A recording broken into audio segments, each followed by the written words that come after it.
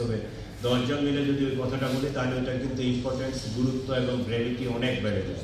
তো এইটা আমাদেরকে আমাদের এলাকার উন্নয়নের জন্য আমাদেরকে সকলে একত্রিত হয়ে আমার মনে হয় মুভ করা দরকার। তাহলে আর আপনারা যেহেতু সাংবাদিকতার পেশায় আছেন সকলে বিভিন্নভাবে, আমি জানি না সাংবাদিকতা এটা কিন্তু একটা বিরাট মানে মহান কাজ যদি আমরা করি। এটা সমাজের দর্পণ, সমাজের অন্যায় অনাচার খারাপ জিনিসগুলোকে কিন্তু তুলে ধরে।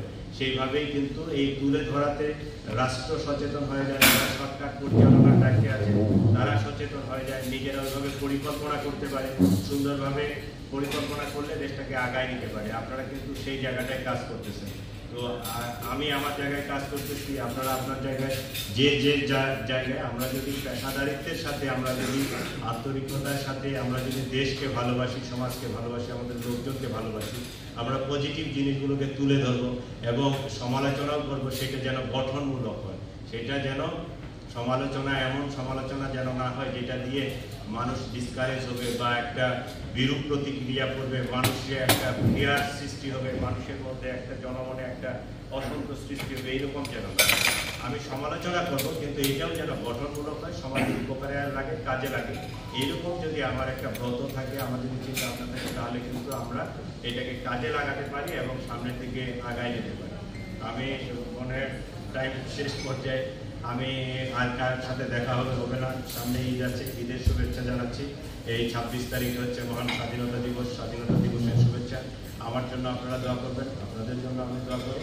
আমাদের রোজাগুলোকে, ইফতারগুলিকে, তারাবিগুলিকে আল্লাহর যেন কবুল করে নেন, মঞ্জুর করে নেন এবং আমাদের ন্যাক মকসুদগুলোকে যেন মঞ্জুর করে নেন। আমরা যেন সকল এই রোজার যে হকগুলো এগুলো আদায় করতে পারি এবং আমাদের জীবনের অতীতের গুনাহ খাতাগুলিকে আমরা যেন এই রোজার উছিলায়, রমজানের উছিলায় আমরা যেন মাফ করাই নিতে পারি।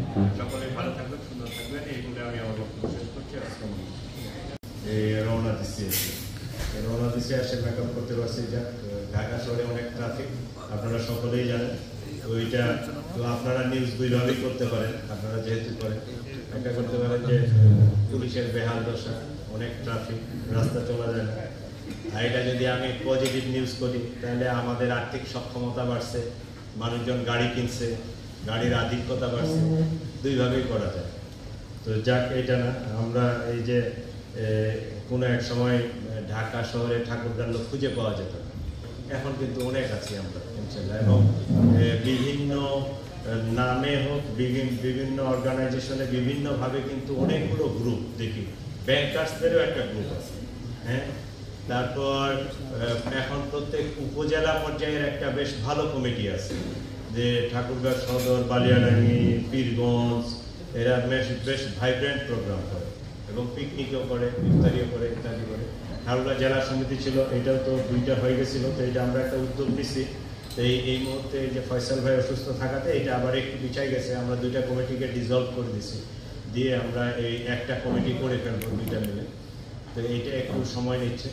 তো সবাই মিলেমিশে একটা প্রোগ্রাম করলে সবার সাথে দেখা হয়, জানা হয়, শোনা হয়। আমরা একে অপরের মানে প্রয়োজনে, মানে আমার প্রয়োজন সবার কাছে নাই, আবার সবার প্রয়োজন সবার কাছে নাই, কিন্তু কখন যে কার প্রয়োজন কার কাছে আমরা কেউ জানি না, নোবডি নোজ। তো এটা পরিচিতি থাকলে এই অ্যাটলিস্ট ওই সাহায্যের হাতটুকু বাড়ানো যায় বা সাহায্যটা পাওয়া যায়। তো এই পরিচিতিটা থাকা দরকার। তো আমরা খুবই ইন্ট্রোভার্ট। আমি তো আমার প্রায় ডিএমপিতে 4 মাসের মতো, ডিসেম্বরের 6 তারিখে। তা আমি ঠাকুরগাঁ বা ঠাকুরগাঁর লোকজনের খুব একটা দেখি নাই। অন্যান্য জায়গায় যেভাবে দেখছি যে একটা যদি অন্য একটা জেলার যদি এরকম এখানে একজন অ্যাডিশনাল কমিশনার হইতো, তারপরে দিন এই দল বাইরে গিয়ে একটা কিন্তু পরিচিতি হইতো। আমার ঠাকুরগাঁর কোনো লোক আসে না, আমি অনেক মুখে চিনি, কিন্তু এটা পরিচিতির দরকার আছে। সবসময় যে আমার হেল্পটা কাজে লাগবে বা নিতে হবে এইটা বিষয়টা এরকম না। কিন্তু আমাদের কেন আমরা একটু ইন্ট্রোভার্ট, এই পরিচিতিগুলো নাই, আমরা নিজেরা এক্সপোজ হতে চাই না, সবসময় নিজেদেরকে গুটাই রাখতে চাই। তো এই গুটাই রাখার এখন কিন্তু আসলে আর এই দিন নাই। আমরা যদি আগায় যেতে চাই, সামনের দিকে যেতে চাই, বিশ্ব যেভাবে চলতেছে, দেশ যেভাবে চলতেছে, সমাজ যেভাবে চলতেছে, সোশ্যাল মিডিয়াগুলো, পত্রিকাগুলো যেভাবে ভাইব্রেন্ট, আমাদেরকে আমরা যদি ওইভাবে নিজেরা মেন্টালি মেকআপ না হতে পারি, নিজেদেরকে ওইভাবে যদি গতিশীল না করতে পারি, তাহলে আমরা কিন্তু ওই যে পিছিয়ে পড়া জনপদ পিছিয়েই থাকবো। আমাদের দাবি দাওয়াগুলো, আমাদের চাওয়া পাওয়াগুলো, আমাদের যে আকাঙ্ক্ষাগুলো, এগুলো যদি প্রকাশ না পায়, আমরা যদি এগুলো সুন্দরভাবে উপস্থাপন না করতে পারি, আমরা যদি এটা যথাযথ জায়গায় পৌঁছাইতে না পারি, আর আমরা তো মনে করি যে এই সময় আমরা অত্যন্ত সৌভাগ্যবান যে মির্জা ফখরুল ইসলাম আলমগীরের মতো একজন সুযোগ্য সন্তান আমাদের, সে জেলার অধিবাসী, সে ঠাকুরগাঁ জেলার অধিবাসী।